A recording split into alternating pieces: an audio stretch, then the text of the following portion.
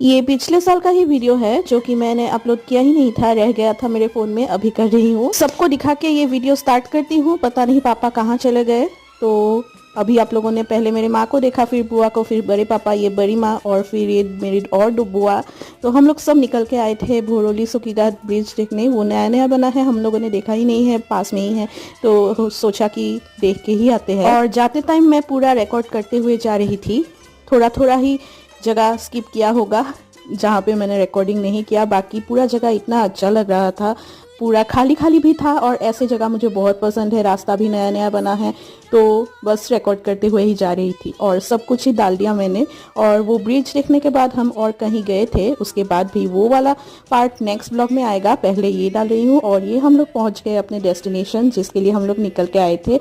और यहाँ से भी ये व्यू आप देख सकते हैं कितना प्यारा है। और बाकी सब लोग फोटो भी क्लिक कर रहे थे। बस इतना ही आज के